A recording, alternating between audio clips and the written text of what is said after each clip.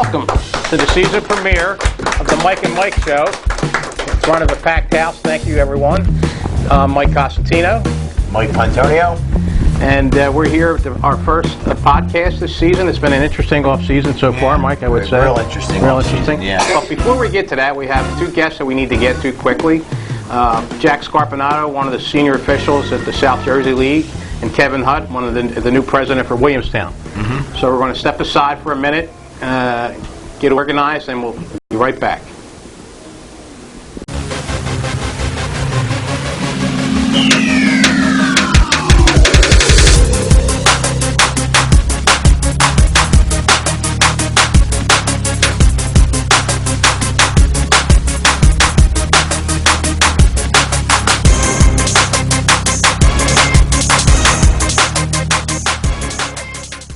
Okay, we're back. We have one of the referees from the South Jersey High School Ice Hockey League, Jack Scarpinato. Welcome, Jack. Thanks for coming. Appreciate it. Thank you. Jack, tell us a little bit about yourself. Let's say, hockey-wise, been playing my whole life. Played a little high school hockey, played a little junior hockey. I coached Gladiators with Mike. Going back some time. Wow, you are That old. shows our age. Yes. For 5 seasons, and then you all remember Jack Lyons. Yes. I coached Jack's son, and I wanted to stay involved, and my wife was pregnant with our first child, and I decided to start refereeing. So that's kind of a little bit of the hockey side. I remember when you started refereeing. Yeah. As a veteran official, what's the one thing you would tell players to avoid? You want to say their mouth, but let's set that aside. Right. The two fouls are the aggressive ones that you like want to blow people up, and I say that in conversation with players. There's no more blow-up hits anymore. Right. You need to remove the player from the puck. Right. And the other thing is the lazy fouls, the stick checking when you're trying to catch up to somebody and you're coming behind the play, where you're down here, you're fine, and before you know it, it comes up, and there's another penalty. So it's kind of a dual question, but for the most part, the blow-up checks are no longer in hockey. I used to say with some Flyers a few years back, every one of their checks that they would have during a game were illegal in our leagues. Right. Right. So that's just USA Hockey versus the NHL. Right. As a former player that that played, how is it different, like the hits and the checks back when you played than today? There was so much grabbing and kind of restraining that they weren't fouls. You were allowed to do it. You could kind of grab a player. It was a slower game. A much slower pace. Yeah. Much slower pace. It was corner hockey. Everybody played in the corners and kind of dug the puck out and found somebody in the front. Right. Have you ever changed the call, or any coach or player ever convinced you of changing a call in the history of all your refereeing career? No. Okay. I will take it one step further. I have made some calls that I wish my arm were down and not up, but once your arm's up, Right. you commit it. And I've gone over to coaches at their benches and said, I wish my arm wasn't up right now. Sorry, it's a bad call, and we're just going to have to live with it. And no, you're not getting the next one. Right. Now, I have seen, since I'm in the penalty box, I have seen you going over to the bench and say, I blew it, or I missed that call, sorry. Yeah. And they seem to accept it. They seem to say, okay, appreciate that, and move on. Some clubs are like, still go crazy when you miss a call, but Right. and it cracks me up when a player will say, try and talk you out of it. It's like, just go to the box. There's nothing you can do. There's nothing you can say. Well, It's already up on the board. We're not taking it down. I always tell my players, I don't want to fight an argument with the referee. That's bottom line, because there is no change in a call. Once it's done, it's done. Yeah. Accept it and move on. We wish we didn't do it, but we did. So. Right. And I've said this 100 times to Mike. A lot of coaches, in my opinion, like when Mike coached, he never argued with the referee. You get to the box, you serve you 2 minutes and out. Exactly. But a lot of coaches will they'll yell at you or scream at you. That's for the next call. Yeah, looking to get the next That's for the next call. Right. True. Right. Now, is there any particular partner that you prefer working with? A little sentimental right now. Ronnie Vidovich is fighting to get well. Right. So Yeah. Good old Ronnie. There's one, but I have a lot of Bob guys. Beatty. Bob and I have fun. We probably fight more than the players on the benches or with the players. Teddy Rice-Vudo, Louis Rucci. Oh, yeah, young guys like Lou who can fly up and down the ice. They're good to watch. So, yeah, but let's get Ronnie well and back. Oh, yeah, definitely. Let's hope Ronnie gets well. He's in our prayers. Right, definitely. Ronnie's been with us for years. Yeah, many, he has many been. years. How about, is there, not just to put you on the spot, is there one that you really, when you see who you're partner with, you're like, oh. I guess they quit by now. Good answer. And by the way, happy anniversary to Jack and Gina. Yep. Jack's anniversary tonight. He was kind enough to come in to join us at short notice. Thank you. We appreciate that. God bless Gina for putting up with you. Go ahead. Did any one person influence you to become a referee? Or I had said it in the beginning, Jack Irons. He just, I was coaching Johnny, and I was about to have a baby, and we were about to have a baby, and we just didn't. I didn't want to travel anymore, and I loved hockey, loved traveling, and it got me involved. We were hoping that a baby was maybe a boy, then I can get back in a few years, but it didn't happen, so refereeing stayed. You got two great daughters. They're beautiful, but they don't play hockey. Now, I have two daughters too, but see, they don't play hockey either. they don't play hockey. That's where these grays come from. They all have names. My wife's giving me a look like I'm in trouble when I go. Nah, she knows you're only kidding. Okay. So what accomplishments are you most proud of? These are what we call the Final Four, some fluff questions that we come up with. What accomplishments are you most proud of? Did a few championships. Enjoyed them. A couple All-Star games. I think my best accomplishment, it's not me, it's more watching some of the younger guys that we bring along. Just found out this week Mike McGee is actually in the AHL lining games. Nice. And another guy who I never worked with is actually... in our league, too. Yeah, Mike does a lot of stuff in our games. Does his brother also ref, if I'm not mistaken? Yeah, Miles, yeah. So guys like that, we have guys like Steven Saylor that we watch come along the way. So again, I might not have done anything in particular, but just watching young guys as we're doing these games here and watching them play, how they can advance and get somewhere with what they want to do. Okay. Saylor was a good player on Township, too. Yeah. Ready for the these fluff questions that Mike has? If you could time travel, where would you go? Back to 1972 and force my father to let me start playing hockey at about age 6. Younger age, okay. At about age 6. Probably still wouldn't have gone anywhere, but at least I don't have that as an excuse. Yeah. Right. But I mean, you see guys that start out when they're really, really young and they do well, and we just didn't have it. So I didn't start skating until I was probably 10, 11. Yeah, that's when I started. 10, 11 years old. Yeah. My brother was younger, but I started about 10, 11. That's a good answer, though. So, who would you like to live like for a day? If you got just for one day, you could live like a particular person. Oh, God. Could be president of the league. Well, maybe not yet. Could be president of the United States. Probably do a better job, but just kidding. You don't want to say that. No political commentary. I don't know. It's a good question. Bill Gates. Bill Gates. Yeah, just the things that we worry about, he doesn't. So I guess monetarily speaking. Exactly. Yes. So yeah, I'd rather find a way to throw my money away. Yeah. Right. Be nice to throw money away. All right. What are your 3 favorite movies? Slapshot. Okay. That's a good one. Yeah. Slapshot 2. Slapshot 3. The Godfather. Oh yeah.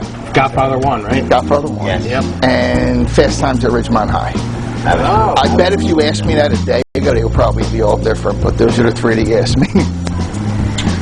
Appreciate your time. So this year we've increased our budget. Besides having extra mics, we also have swag to give out. You are the first recipient of our swag. It's an SJ Ice Hockey bag. This will go to good use. And we appreciate you coming in, especially on your anniversary. Thanks so much for joining us. Thank you. Appreciate it. Thank you. Thanks for having me. We're going to take a break. We'll be back with Kevin Hutt right after this.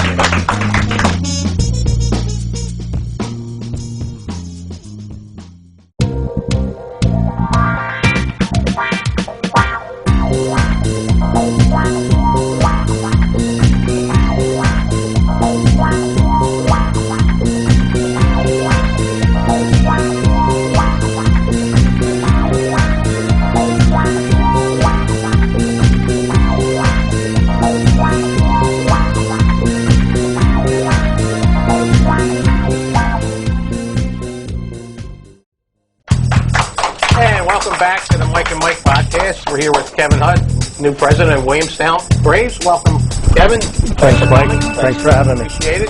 Thank you. So why don't you tell us about yourself? Well, I started with, as you know, Williamstown restarted as a club back in 2014. Our prior club president was Jim Elliott. He got everything up and running, and back then I was kind of in the background doing some fundraising and stuff. My older son played 2 years, at the beginning, and then after he graduated, my younger son started with the middle school club. So the past couple of years, I've been more focused on middle school. Last year, I was the team manager and sat in on a assistant coaching, as a fill-in basis. My older son actually went on to coach middle school last year. He's now our JV coach, our assistant coach. So it's a family affair. Yeah. Awesome. Coming in as president, what do you see as the biggest challenge this year? The biggest challenge this year seemed to be our turnout. I think that with the club changing hands, I guess there may have been some kind of skepticism as to whether or not we were going to successfully keep it going. We didn't actually change hands until it was pretty much close to June when we did. So we were a lot of players this past year. No, I don't think so. Your numbers kind of went down. That's the numbers went down. There were just some particularly some upperclassmen that just decided to stick with travel this year. They just didn't want to whether it's they just wanted to have that focus on travel, or they just maybe it was a cost thing. I don't know. Right. But I actually view it as an opportunity because we have a young club, and I think that these guys are going to grow, and I think they'll do great things. They might take some lumps along the way, but I think that I'd prefer to focus on the positive, and I think that it's going to be good. Start putting it, like Mike made the decision of putting the JVB area. Right. Could only help you. No, I think we're definitely slotted where we need to be, and it's going to be a good spot for our kids to gel and grow from. Definitely. So over the years, Williamstown has had a history of penalty issues. How do you handle that reputation coming in as the new president? Well, we're not going to stand for it. Our coaches know that we're trying to run a disciplined club, and we just don't want to see any stupid penalties. I mean, there are penalties are obviously a part of the game, and sometimes in the ebb and flow. Just the other night that we played, we didn't have any penalties the first and second period, and then the third period it kind of went away from us a little bit. But our coaches want to try to instill integrity and discipline, and just play the game the right way, and the best way to get back at someone is to go down and shoot the puck and score. Yeah, that's exactly right. So, having a son go through the program, if you were in my position as president, what would you change? I mean, honestly, I've only kind of been involved with the administration side for a short time. I think the club's very well run, which is a credit to you guys. If I did have a day to kind of just do whatever I wanted, I might just throw all the adults out of the room and just let the kids go and play hockey. Right. The meeting, that is. Maybe instill a time limit on speaking at the meetings, but yes. Yeah.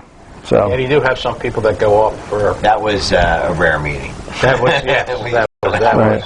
Now, all in all, it's been great. The meetings have been great, and you guys are doing a great job. I appreciate that. Thanks. Sure. So, like you said, you had two sons going through the program. As a parent, do you have like a favorite memory of when your kids played? Like when your son was. Well, obviously, their first games were. Very, very memorable. My younger son, his first middle school, John Paul, his first middle school game, he scored a goal, and it was pretty emotional to see that. My older son, Evan, he was the captain of his team senior year, and even though it was a it was a rough year for them. I think that hockey turnout's kind of cyclical. Like back then, we had the same problem then that a lot of kids that hopefully would have played didn't play, and as a result, he went through a 1-in-15 year. But as I said, he was the captain, and he really conducted himself in a great manner. You were on that team, Williamstown, when they won the championship. They won. What was it? They won how many games? They were had 3 wins the regular season, and then in the double elimination. Yeah, I believe that was I believe that was the year after my son graduated. I know that my older son played JV in varsity his junior year and then varsity senior year, and I think the JV team won a championship the year after he played JV, and then the varsity did the same thing. Well, I think it would help the league immensely with Williamstown getting back to, I don't want to say the glory years back in the day, but they used to have a really strong club. I remember coming to Hollydale, they would play Township, and that place would be packed. Yeah, I mean it's a natural rival for us, and it was awesome. Yeah, going back to Ruiz. The Ruiz, Tommy, and Johnny's continued to play at the next level. It's before my time, but I've heard of those guys, so I mean that's saying something. Yeah, and that's where I would like to see the program get to eventually. And it's going to take a couple of years, but like you said, the middle school program is doing well, right?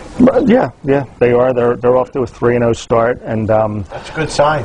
Yeah, and even our JVB team, they've had 2 tough games so far, but I have a lot of hope for them going forward, and I think that as this season progresses and into next season, we have the advantage that we can bring back the same kids for 2-3 years, and that's going to pay dividends for us. Definitely. Yeah. So finally, we have what we call fluff questions. We call them the Final Four, if you will. You want me to start? Go ahead, Mike. These are random questions. What are the 3 greatest living musicians? Well, I'm a big Beatles fan, so that takes 2 of those guys out. But he's a Beatles fan. Yeah. So I'll go with I'll just keep it to classic rock. I'll go Paul McCartney, Ringo Starr, and Mick Jagger. Right, okay. Mick Jagger. Okay. All right. That's one I would not have picked, but these are your answers. If you could be an Olympic athlete, what sport would you compete in? It wouldn't. I don't think it would be hockey. Maybe boxing. Boxing.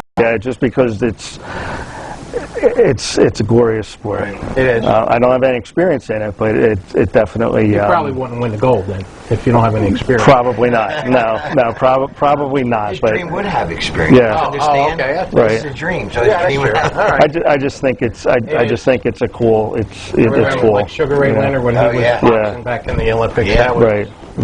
Yeah. All right. What would your dream job be? Club president of Williamstown. Dream. No.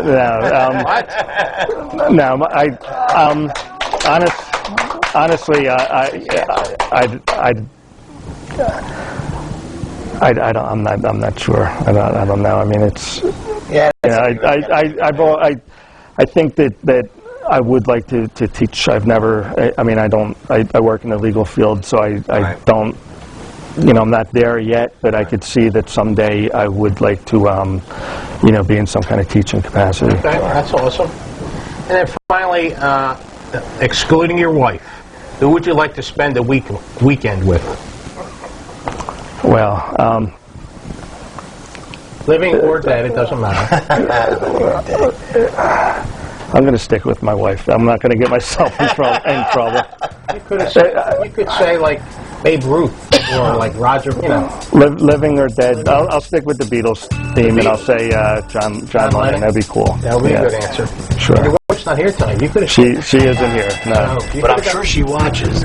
She'll be watching. We'll definitely be watching. Well, we appreciate you coming out. Well, thanks for having me. And because our budget has increased this year, we have some swag that we're giving away. It's a SJ Ice Hockey. Oh, thank you. Thank you. And good luck this season. Thank you. I appreciate it. Thanks for having me. Take care. We'll be right back.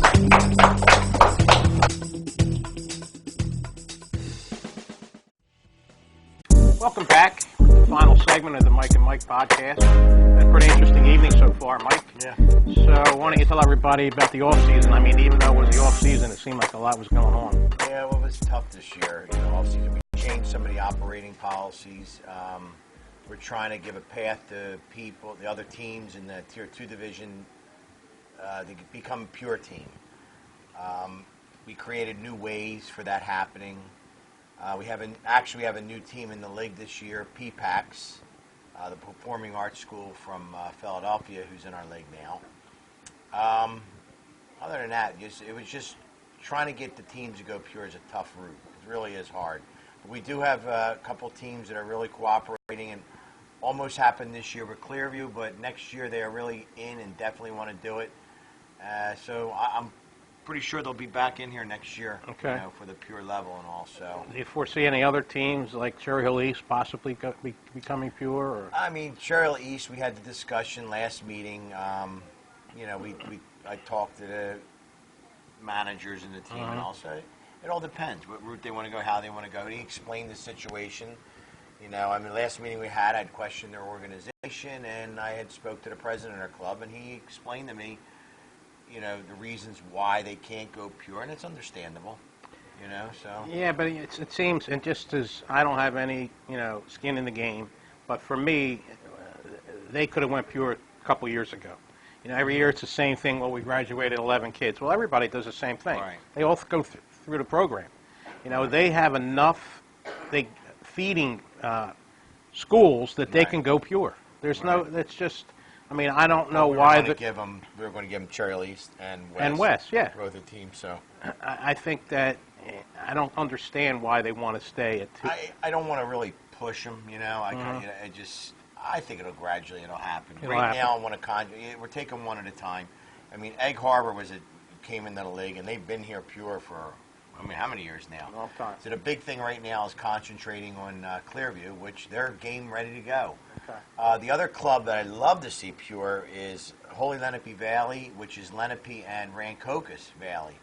And they're not even close yet because the team's basically divided 50-50. So Right. they just don't have the numbers. And they'd like to go pure if they had the numbers as well.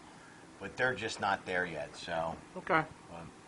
All right. Well, thanks for that update, Mike. Yeah. I think we'll close out tonight's first segment. It was a lot of great guests tonight. Yeah. We appreciate the fans coming out. Yeah. Thank you so much, Megan and Thank you. Timmy, Bella, Buddha Man, Katie, Chrissy, Jack, Art behind the camera. Great job, and we'll see you next time.